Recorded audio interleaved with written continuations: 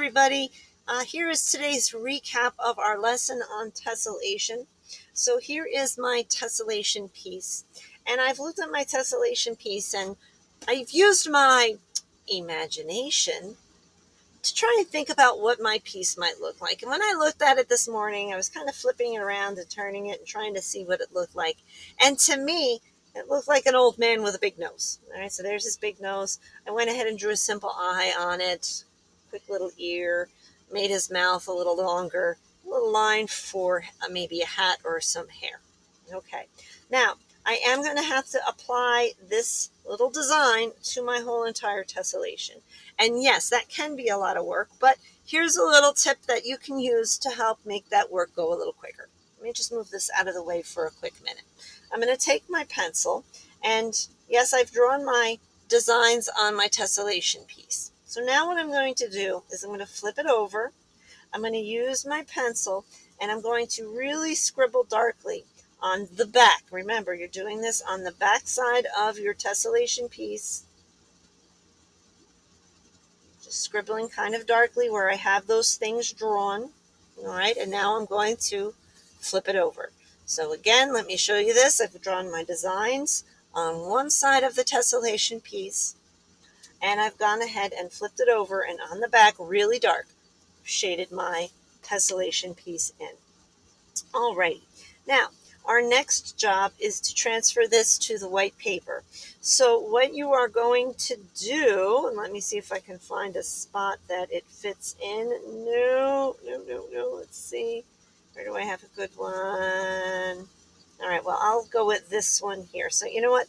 I'm going to grab my eraser. I'm going to erase these features right here so you can see what I'm talking about. Now, this is also a great technique, even when you're not doing tessellation. Say you're drawing something. I know a lot of folks, when they're drawing things, like, for example, they're trying to draw the same eye twice. Well, you can do this technique, and it will work just the same. So now what I'm going to do is, again, use my pencil and press really hard and go over or trace those decorations or designs that I want to have on my tessellation piece. And lo and behold, now that I've removed it, you can see it's there very lightly. So now all you have to do is just go back and darken it up. Now, on my tessellation, because I'm doing translation glide, I have to flip over my piece. Oh, I didn't realize there was another piece there that I could do. So let me do that one there so you can see exactly what I'm talking about with me having to erase. Again, I'm just going over what I traced nice and dark. And yep, there it is, really faint. So I just have to go back and darken it up. Now, my pencil's kind of dense. That means, some softer pencils, this might work a little bit better for. So that's why mine is kind of coming in a little bit light. But even if I flip it upside down so that the part that I drew on, especially I traced on it in pencil, this will still work for the opposite side because I did it in pencil. And there it is, really kind of faint. But this way, you don't have to guess where things should go. You can actually see, it looks like I forgot to trace his ear.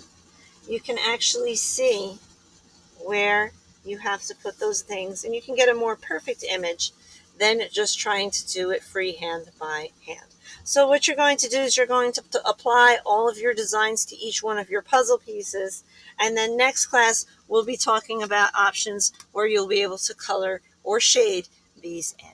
So hope this helps in case you need to refer back to how to do that, or maybe you just needed to watch it again. Have a great, wonderful rest of your day.